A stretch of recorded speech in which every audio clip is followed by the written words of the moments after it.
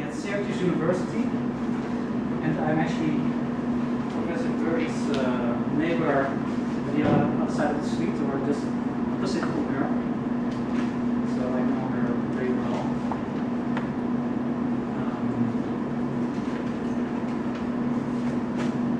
So it's also for that reason that she asked me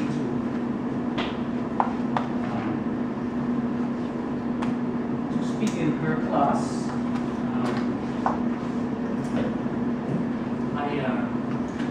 Let me tell you a little bit about myself so that you have an idea who's talking to you.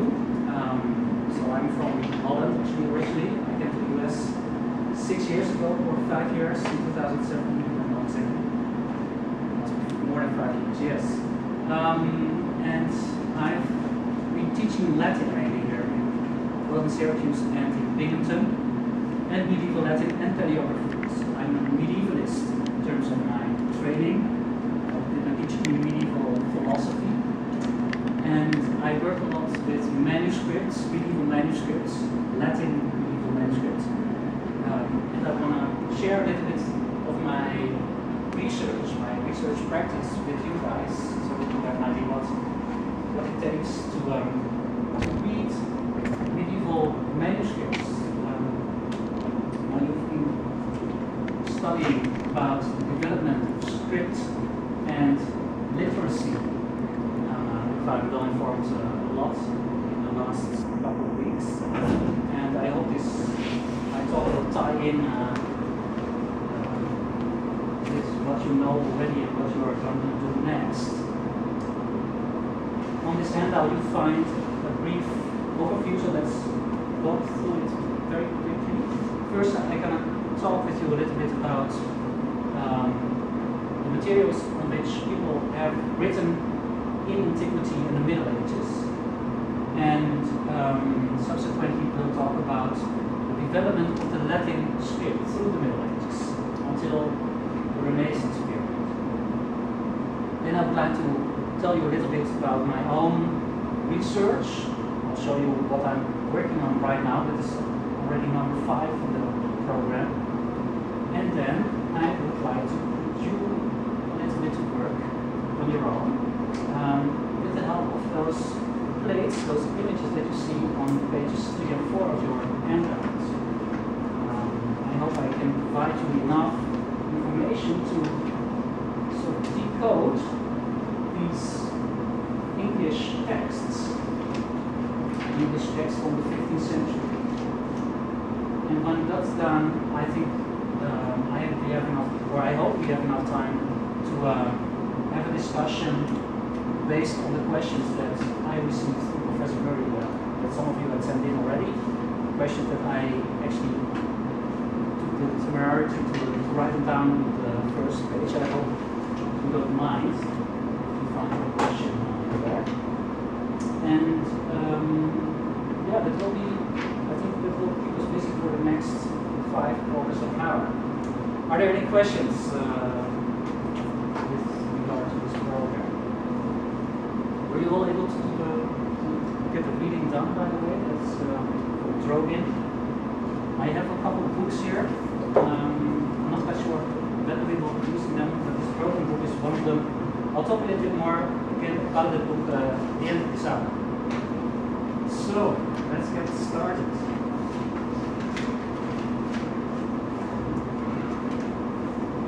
So first, writing materials, and the reason why I want to address this topic briefly, if you have not yet talked about this before, was this already part of your course so far? More or less? That's right? Maybe it is. Well, this actually is quite an important aspect with regard to the question how transmission of text up to our day actually has taken place. Anyone interested in why do we have certain texts from antiquity, like a lot of from Cicero and Plato and Aristotle, but why don't we have many other authors whom we know have written a lot of text too? That question is related to writing materials. I hope towards the end of this hour we can formulated answer, how far writing materials are related to the question, why do we have some text and others not anymore? So, what did people write on in antiquity? Let me start with sort of haptonomic experience. I've made a collection basically of what's this is not a complete picture, but let's talk about what you see here. Does everyone have a clue what's going on there? This green stuff. What is that? Sorry? It is a plant. But what plant could this be? Why would it be of importance for us? Yes? Papyrus plant. Yes. Papyrus plant is a weed that grows in warm places, especially in Egypt. And you've heard this term already before, no doubt, but this is what papyrus looks like. So if you cut the reed, let it dry a bit, and put one layer of reed leaves vertically, another layer on top of it horizontally, and hammer them together, the glue in it will make those two layers stick together. And if you let it then subsequently dry, cut it in a nice shape, then you get something like this. This is original papyrus. This has been the main tool of communication for thousands of years. Please feel free to touch it. I am actually not quite sure whether these souvenirs, I don't know how I got them actually, are also papyrus. The idea is more, as I said, probably these are corn leaves. This is not a real thing, but this will incite your imagination a little bit when it comes to Egypt. Now, papyrus is a great material in that when you do nothing with it, you can preserve it for quite a long while. And as a matter of fact, we have rests of papyrus handed over to us, or having been preserved for us in the Egyptian desert, that are thousands of years old and still contain text that is legible. But papyrus that was used in other parts of the world, and my main framework is the Roman Empire to begin with. Papyrus was used all over the Roman Empire. It got exported to Rome, and to Gaul, and to Spain, and to all the other parts of the Roman world from Egypt into those directions. But everything that went to the north did not survive the tooth of time, because in a little bit more moist climate, humid climate, papyrus easily dissolves after a couple of years. So we don't have, that is already related to the answer, but to the question that I just asked. Papyrus we'll talk about it more, I guess, hopefully later. Then those animals, when talking about writing materials, does anyone have a clue how animals come into the picture? What do have animals to do with writing? Do you have an idea? The skin, yes. If you kill the animal and eat the meat and so forth, but don't throw away the skin. If you dry the skin, clean it from its hairs, I should say. Just to see, excuse me for the picture, it's a little bit too gross here, but here you see a person cleaning sheepskin, I guess, after it had been cleansed from the hairs. He has stretched it out on a frame so as to make it nice, smooth, and treats it with a knife, and he lets it soak in a bucket with some choky water for a while. Then you get material that we call, what we call this sheepskin, which writing. So what I have here, this used to be part of menopause or something like that. What's the technical term for this kind of stuff? Parchment, thank you. Yeah. So again, please feel free to let it go around. Parchment is very often used nowadays still mainly for lampshades rather than for writing, but parchment will be an important feature of our class because this was the main writing material in the Middle Ages. Finally, the last thing that I need to share with you, I have a picture.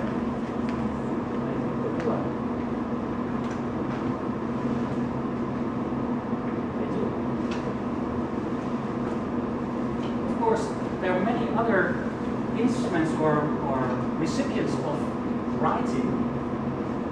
You can think of inscriptions that have been engraved in marble or other types of stone. Of course, they last for very long periods of time, even though you would be surprised actually how much of this material also goes lost in the course of time. And then here, what you see here is a piece of wood, a big example, big picture of something similar to this. Ropes actually should be tied together, then you have this sort of booklet filled with wax and with a stylus, a metal pen, you can write. This is a very important means of communication, or has been for as long as people have lived actually. So or have written actually, I should probably say. So from times 2,000 years before Christ in Egypt, all the way up into early modernity, like the 17th, 18th century, people have been using wax tablets to convey messages. If you wish, you can play around with it. The backside actually of this stylus allows you to wipe out the previous message. Wax is a little bit hard here, but it doesn't matter. You can wipe it out and then start all anew. Everywhere you go in Europe to museums with Roman archaeological materials, you will find, especially the stili, the pens that have been preserved pretty well, of course, because they're metal, but very often also even remnants of the wood. Okay, this was the practical start of our class. So, well, before I embark on giving you a historical overview over scripts, and in that story those writing materials will be important. Well, maybe I should skip it actually to well, no, I can do it right now. This piece of those pieces of parchment that I've sent around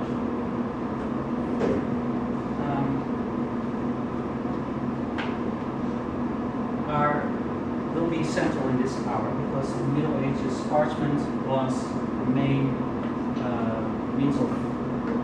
instruments of writing, as I already told you. Now, parchment in itself, when you don't set it on fire, can be preserved until eternity. It's a very sturdy and solid material, and ink on it, unless it gets wet, will remain there forever.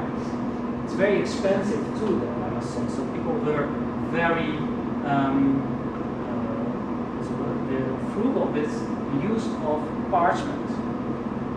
Frugality is an important concept. We will see that will determine, to some extent, the development of scripts.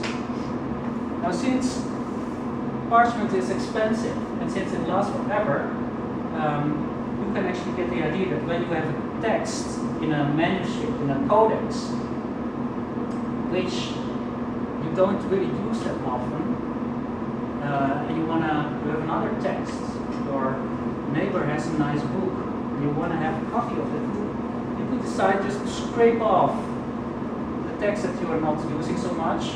You all know, you all have books back in your houses or dorms that you just have but never look in, isn't it true? So a monk of a monastery is thinking, well, the neighbor monastery has this interesting text that we would like to have too, but we don't have new writing material. They would just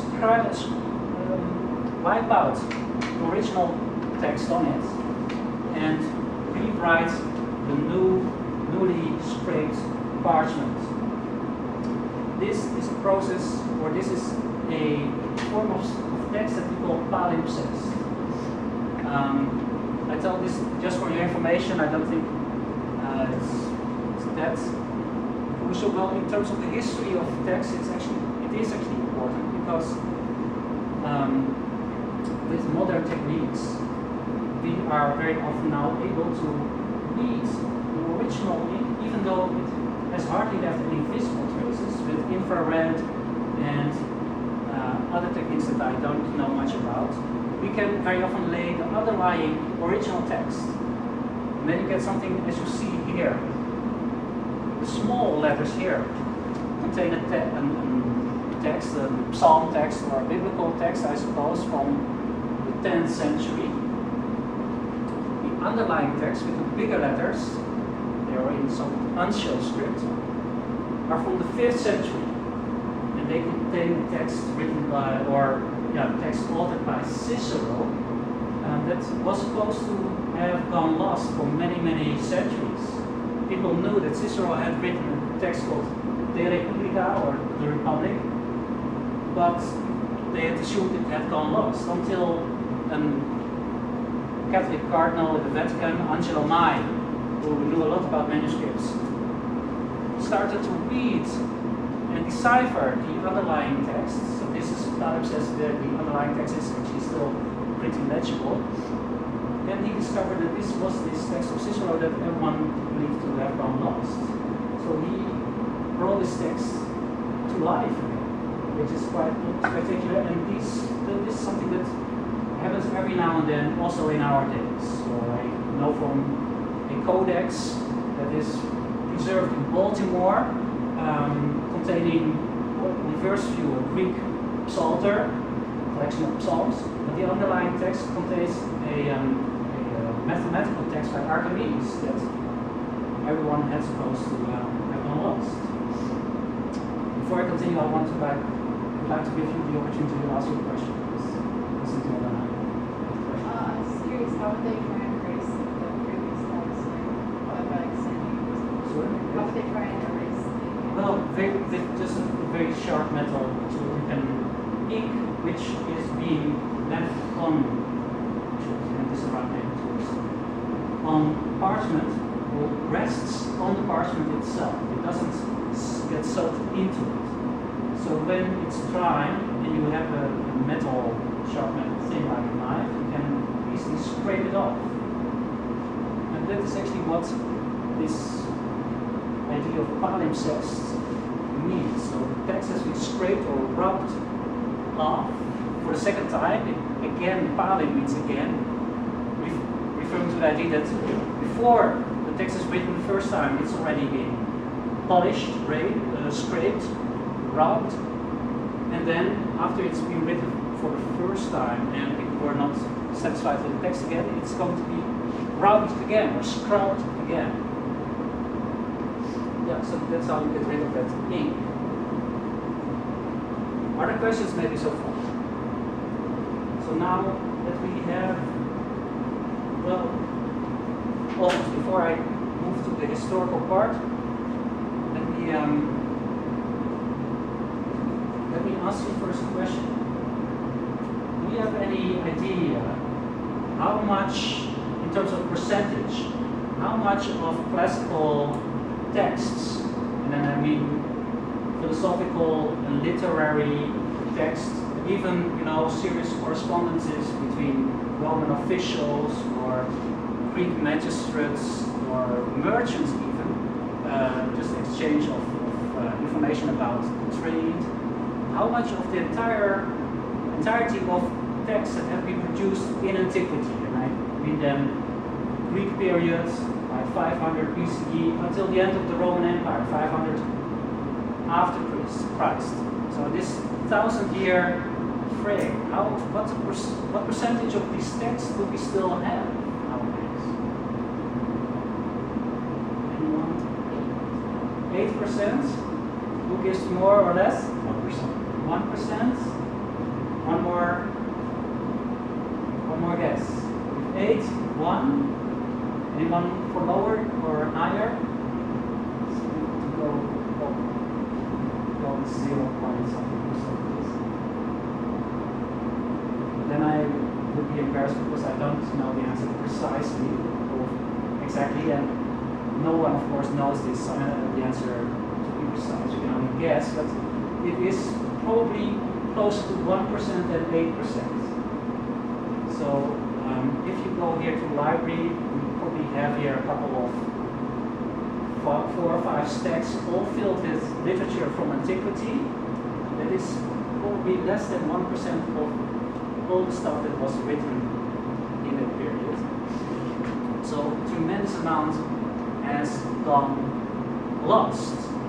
And I already raised this question at the very start. I think it would be interesting to think about what are the factors that determine why a text gets lost and what texts or why texts get preserved.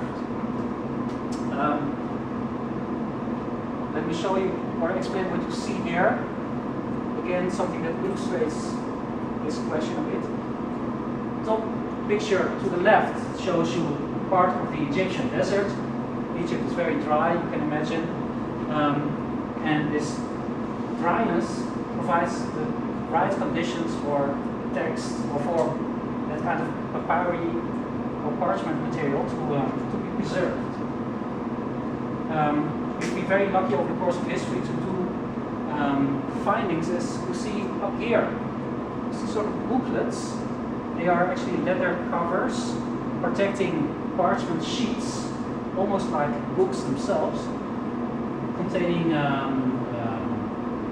esoteric Christian texts, Manichaean texts. They were found in Nag Hammadi in Egypt in 1947. Ever heard of that place, Nag Hammadi? Nag Hammadi? Write it down. We'll find a pen. Well, we don't find a pen, so. No? At Syracuse University, we have the same problem with those whiteboards. Pens are always missing, it drives me crazy. So since 1947, we suddenly have a huge increase of text and knowledge of forms of Christianity that never made it to mainstream Christianity as we know it now in practice here in the West. This is a form of Christianity that was unknown until 1947. These texts came to the fore. Very spectacular. So paleography and study of classical texts actually is not as old and dusty as we may have think it is. It offers new perspectives, even as recently as last week. And I don't know whether you read it. Some kind of snippet had shown up. I read about it on the internet and certain national media. Presented this. Does anyone know what I'm alluding to?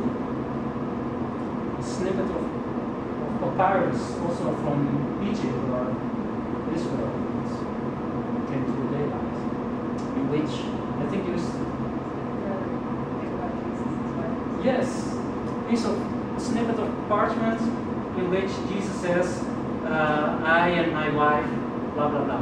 We don't have more than that, but this is already pretty spectacular if it were a reliable source. It tells us a lot about probably forms of Christianity in that period when it was written. maybe we should revise our whole idea of the origins of Christianity altogether. We don't know. Those texts actually help us to rethink history. I just told you that Egypt is very important when it comes to direct sources from antiquity that contain text. Everywhere north doesn't really provide much material because it's too humid, but an exception is what you see here. You probably have no clue what you were looking at. I found it hard to, but what you see here are just layers of dirt, of earth.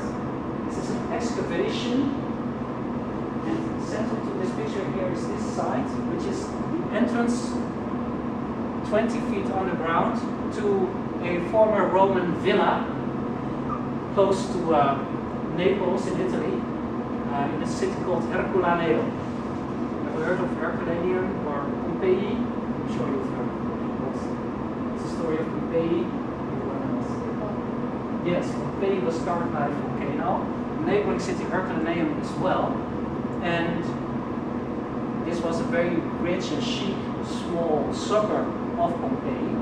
Rich Romans had their villas. One of those villas is stuffed, I should say, with these sticks here.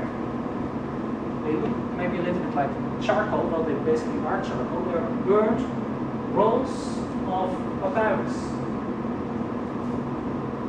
Already since the early 18th century, people had discovered that there are these burnt papyrus scrolls. They're completely black, they are charcoal basically, but in spite of this, there is still text legible on it.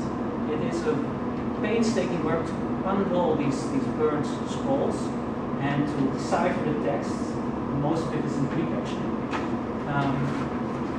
And people will be busy doing this for many centuries to come. We've only deciphered maybe 2 or 3%, I think, of the totality that has been excavated already, and maybe much more is still there. But that is one of the very few sites north of Egypt where we have direct access to ancient texts.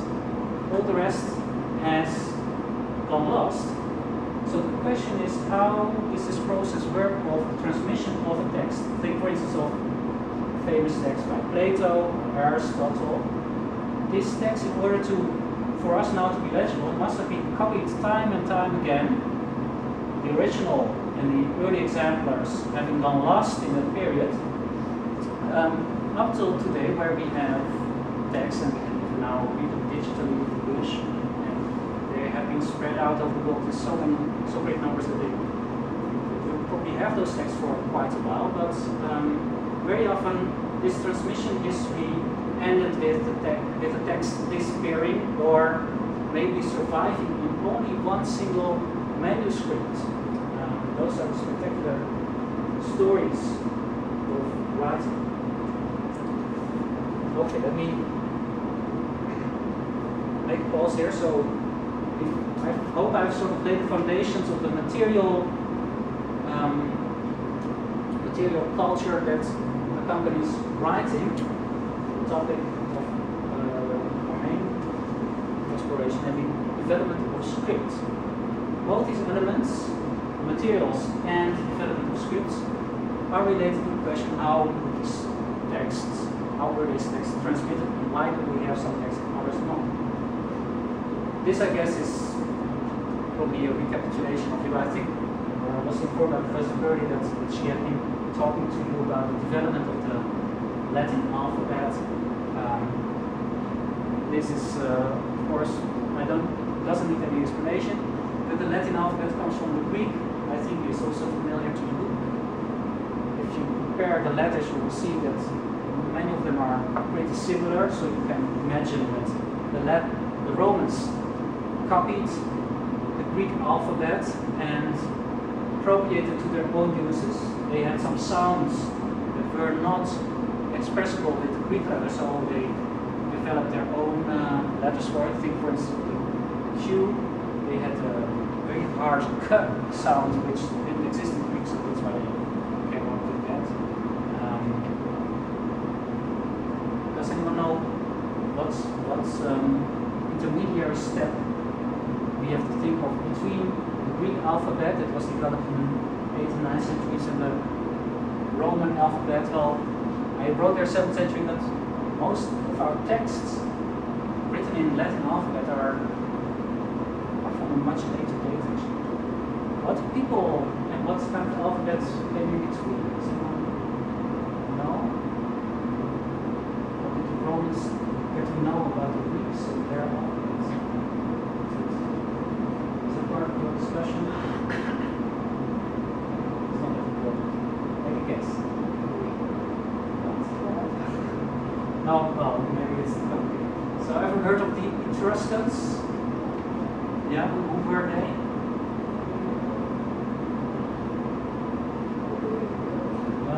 Well, maybe someone else also. Ever heard of the Etruscans? Yes, they were people in Italy. They were like the Romans. Well, they lived a little, or their culture was at the summit of their existence. I can't write. A couple of centuries before the Romans, they made the Romans familiar with something like script and writing. They copied the Greek alphabet to begin with, and then used it for their own language, a language we know hardly anything about. Most of the texts written in the language have, for that reason also, or for the reason of its complexity, have gone lost in the course of time. But they introduced the Romans to the alphabet. Greeks, in their turn, and this is something I think you took or copied the alphabet, or became familiar with the alphabet through yet another people around the Mediterranean. Yeah? Phoenicians. Who were the Phoenicians? Who were they? You know? Sure. Someone people they were? Well, it's not so important. They were sort of Semitic Arabic tribe living in Lebanon, in what is now Lebanon, so north of Israel. The Phoenicians, they were very good merchants. They had colonies set up over the whole Mediterranean. Carthage is an important city they founded. And they developed the alphabet for the first time in the sense that we, as we know, a script based purely on phonetic signs. Each sign has a phonetic quality. This was very new in those days, in the 8th, 9th century BCE, I guess. Before that, there were Egyptians. They had a completely different system, as you have heard already. Okay, when the Romans began to write, they developed their script in a letter type that is very familiar to us. We can all read what it says here. This is from the temple in Rome, Pantheon. Is there anyone here ever been to Rome? Yes? Have you seen this temple, or it's now a church actually? Pantheon. I think so. Okay. Well, even though you probably don't know Latin, probably you can read text. Let's just read it. We want to read this text. If it's visible. Okay. So this letter, I think, is what is it? Say it. The M. Yes. Okay. Oh. And then here you get the name. Agrippa. And this name is sort of stopped, so they don't make spaces between the words, but they give little dots here. You get an L, meaning Lucii, and so of Lucius, and F means Filii, so the son of Lucius. Cos means consul, tertium for the third time, so this person Agrippa, and he was consul for the third time. Fecit. He built it. He built this temple. This temple that is still standing there today. One of the few edifices that have been preserved entirely from Roman days. This building is more than 2,000 years old. So this kind of script, we've read also about it in Drogin. He talks about this inscription from the column of Hadrian in Rome. This is on the Forum Romanum, big central place of imperial Rome in the Roman Empire, contains a letter type that basically our Times New Roman is based on this. If you wish, I can translate it, but I think we need to speed it up a bit. Now, everyday kind of communication was expressed in a letter type, picture is not so good, derived from this capitalis quadrata script, so this quadratic capital script. It's a little bit more round and fluid. We call it capitalis rustica. I have a better example here actually. You see it's a little bit less quadratic and yeah, more pleasant to read. Yeah. What do you mean, like square is like quadratic? Yes, the first one on the marble slope, that is what we call the capitalis quadrata, square capital letter. Our Times New Roman and its original from year 120, I think, are basically identical. Our script is clearly derived from this. Now, you've read in this Drogen book a little bit about the development of scripts. So, let me just check it. Did the Romans also have a script as we use it today, like minuscule scripts, small scripts? I don't want to pick on you. I thought you just wanted to say yes. Did they have something like that, or did they just write in those big capital letters? Yeah, they just have those big letters, yeah. So, originally I wanted to, or that is still part of my goal also now this hour, to tell you how we got to the minuscule script, the lowercase script that we use for, you know, when you write an email or whatever. Most of our communication is done not in capital script, but in script derived from it. We'll see how that comes about in the course of this. All kinds of inventions have been made during the Middle Ages that enable us to communicate much more easily than the Romans did. For instance, if you see this, not only is it difficult because, well, the letter type, we are just not so used to reading in capital letters, but they don't space between words, they don't make spaces. So you really have to do a concerted effort to figure out where does the word stop, where does a new word begin. What makes it even more difficult, it's filled with abbreviations. If you're not familiar with the abbreviations, well, then you really have a hard time. Oh yeah, and one other thing. They express numbers also in letters. You probably learn this kind of stuff in high school. So an X with a V and two I's. What number would that be? 17, yes. But if you are unprepared to interpret these letters here as a number, then you will have a hard time making sense of this. Over the course of the ages, we came up with all kinds of inventions to enable communication better. We bear the fruits of that still today. Okay, B, important place, we already talked about it because of this eruption of Mount Vesuvius. We have the direct peak into life in the year 79, right before, and at the moment where it ended as a result of this eruption. So a lot of materials there. And even for an example of that would be this inscription in a script that we call the Capitalis Rustica. It's more rustic. I don't know whether Professor Burry wants you to know the terminology, but there's of terminology. I've made a list here on your handout of words I think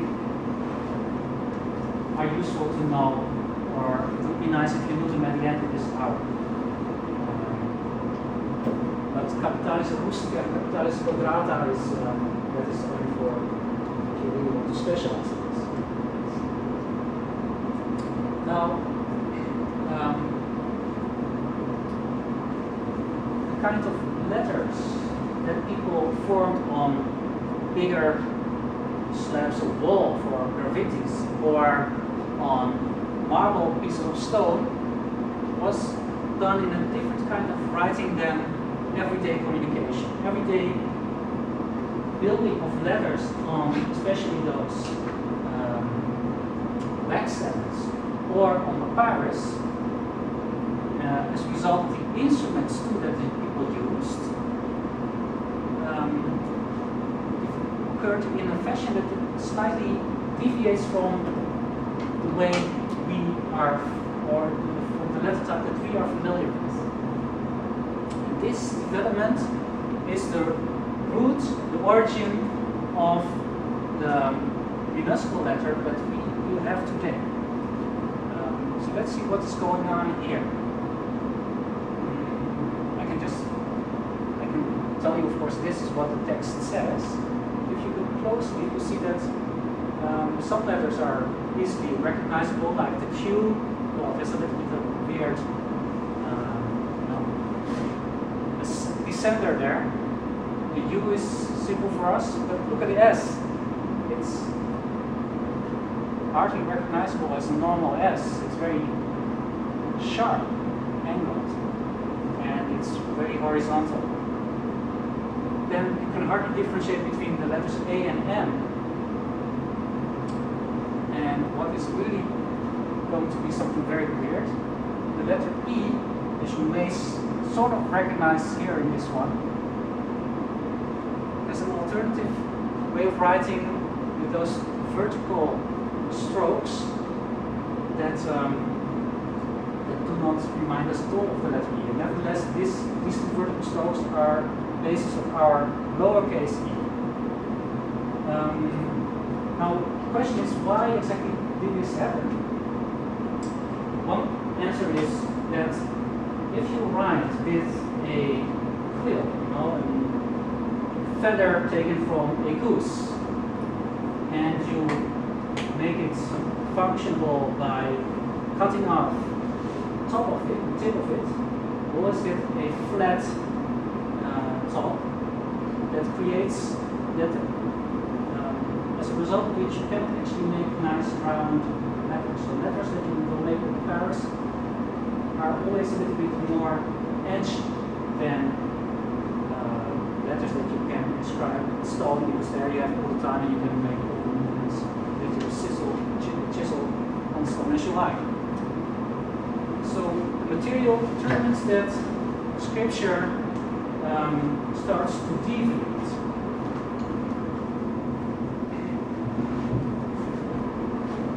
Of course, in very expensive manuscripts, so coffee table books or display books, for instance, something the quality is this one here. If you have a book as thick and with as many pictures as this, you want to put it on your coffee table so that people see it all the time. That is what you see here, text for representation almost rather than for real reading. In those texts they write with still with that capital letter that I just showed you. But personal communication created a letter type that moved in a different direction. Another example of that different way of writing is one of the very other few examples of preservation of text directly from antiquity, stemming from Scotland actually. Hadrian's Wall. Ever heard of this? That was the wall that separated Roman Britain from the barbaric tribes in the north. Many remnants are still visible, and you can actually walk the wall or the trace of the wall in 2 or 3 days if you like. I've never done it. My sister-in-law has done it, and she was very excited about it. Now, around one of the former forts, a place called Vindolanda in Roman times, pieces of bark. I should say bark. I always get confused with this word. So pieces of the rim of a tree. Is it bark or bark? Bark. Yes. I don't know why I keep forgetting it. Pieces of bark that were used by the Roman soldiers for everyday communication, just for writing messages to each other, have been dug up out of the very humid soil in which they have been preserved beautifully over those many, many years. And the ink, as you see here, is still legible. And what do you get then when you try to transcribe and read the text? I cannot resist the temptation actually to read what it says in Latin. Solemnis, that is the name of a guy, brings many greets, plurimam salutem, to his brother Paris. That's his name. So Solemn greets his brother Paris in order that you know that I'm doing well. Which, and this is line 4, which I wish that you would have done in your turn, you stupid man, homo impietissime, you who never have written me a single letter. But I think, Uto, that I am being more civilized than you. Isn't this fantastic? This comes right out of the soil of Scotland. We get a peek into the relationship between brothers 2,000 years ago. One makes the other reproaches that he never writes him a letter. I think this is the reason why I love teaching Latin, which I mainly do at Syracuse University. But if we talk about the script, of course, then you can see that, especially with a material like bark, it is impossible to make nice round curves to the letters. Everything becomes a matter of horizontal strokes, because you write against the groove of the bark that is going horizontally. You see the grooves here, I hope. So the writing material determines the development of the script. If you move a couple of centuries later, so this is the very end of the Roman Empire, many parts of the territory have gone lost to tribes that have settled within the Roman Empire, like the Franks and the Visigoths. Here we see how this personal form of communication and writing has morphed into a script that is, well, it's very hard for us to read actually to begin with, but it looks more like yet again, a little bit to the way how we write nevertheless. But if I tell you the first word at the top, it says petenti, immediately followed by officio, suscipi, beatis, et testibus. That is the first line. It's very hard for us to see the similarity between our letters, our minuscule letters, and the Roman letters. But yet you might actually discover one small thing. So you see the P of patenti, and I hope you will recognize that here on the top. Immediately followed by a sign that we actually use very often. When you get there, the sound et is expressed in a sign that we use and call it the ampersand. Heard of the ampersand? No, Bishop is right here. Yeah. You can write it out here.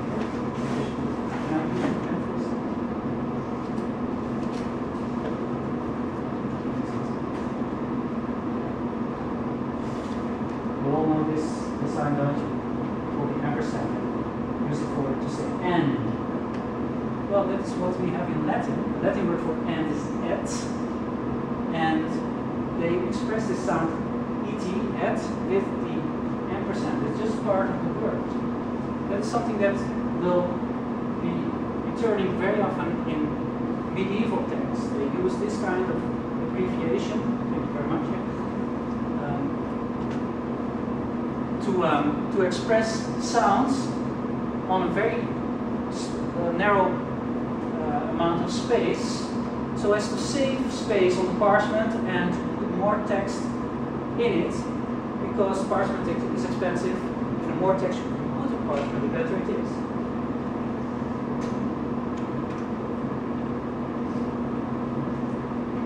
Well, let me finish the story about the development of the manuscript. You've read in Rogin that this Roman rustic and Roman quadratic kind of script at some point it quite suddenly was replaced by a script that we call the uncial script. No one knows exactly why it's called uncial, but what's new actually is that a certain type of letters, like the M, the letter A, the letter D, which you see here, and also the letter E, get a shape. You can read it, but it's very different from the original shape in the quadratic script. Who remembers from reading the text what factor, what cultural event or cultural power is related to this kind of script? Something happened in the Roman world, and this event or this new group of people maybe started using this kind of script. We don't know exactly why, but there is clearly a relationship to this mysterious group. What am I talking about? The Church. The Catholic Church, or at least Christianity. Catholic Church, yeah, you can call it the Catholic Church. I would draw it a little bit wider and just say Christendom. I mean, Christian communities became more and more important. They, for some reason, preferred this kind of script. And you can imagine Christians actually needed a lot of script. They were a religion very different from other religions in the Roman Empire that used text as basis of their religion. Romans didn't have really text, they had just practices. Christians had not just a small collection of text, but this huge collection of the Old and the New Testament that they need to drag around from place to place all the time and have their discussions about. With Christianity in the Roman Empire, this script becomes dominant.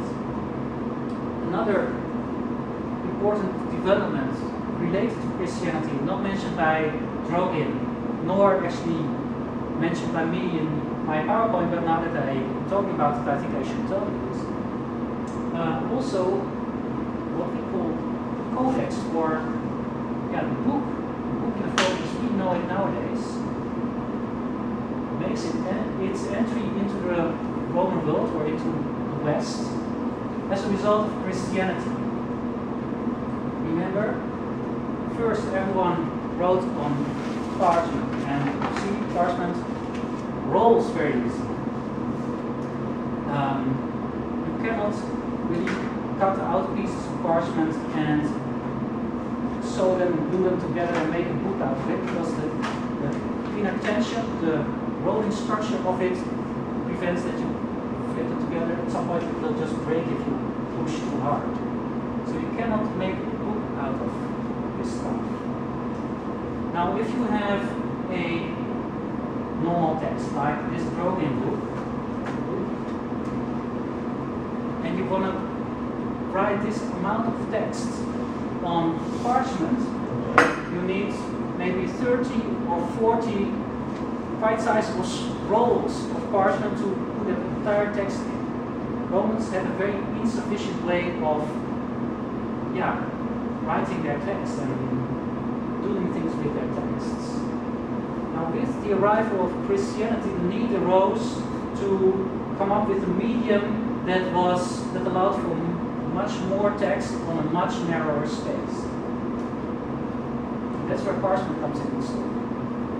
Around the year 300 to the year 400, we see that Romans stopped writing, or gradually distance themselves from writing on parchment, on papyrus, and they make a transition onto parchment.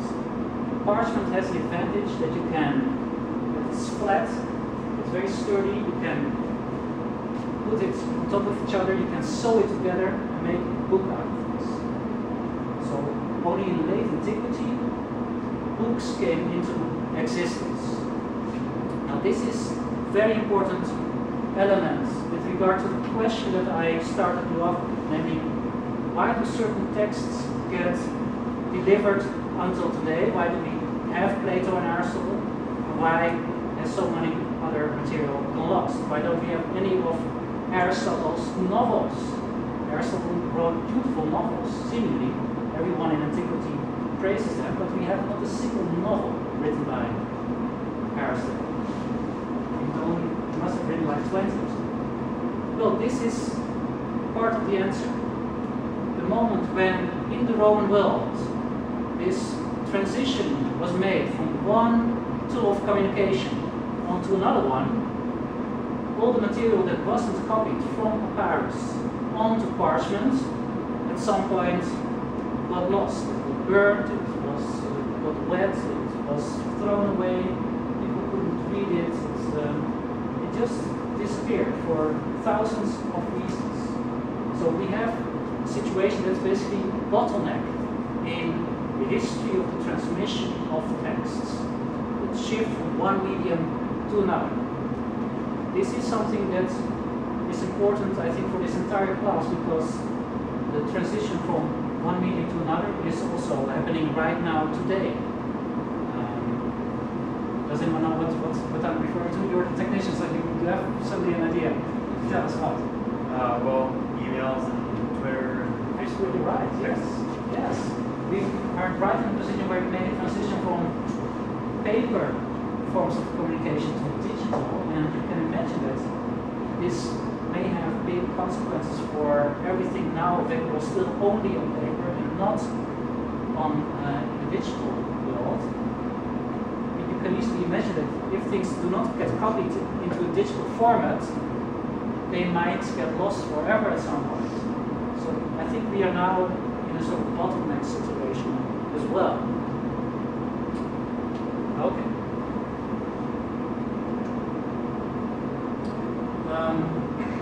Related to this uncial script with different shape of some letters, we have a half uncial script. No one knows exactly how these types of scripts are related. Did half uncial come out of uncial or not? It's a little bit shrouded in mysteries. But this type of script developed again at the end of the Roman world, 5th, 6th, 7th century. That is where we see something occurring like a minuscule script.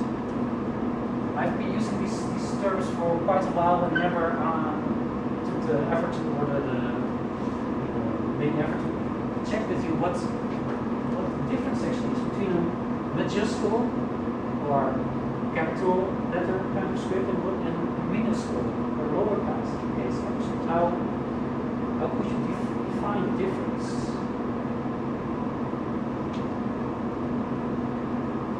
Not asking for some philosophical answer, but something very practical. Maybe I should use your pen to say the same thing. So, the majuscule script is nothing else than a type of letters that just fits between two lines. So, letter A, B, so you always will fit between two lines. Now, minuscule script works with 4 lines, or at least 4 imaginary lines.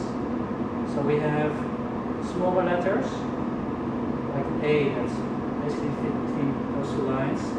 And then we have letters with ascenders, like B or B, that have their ascenders or descenders stretched out over the lines in which the smallest unit of this letter type, called the minimum, usually the letter I, fits. So that's the whole story, majuscule and minuscule. Thank you. Oh, may I keep it for the, don't forget to ask everything. I have a reputation for stealing pens.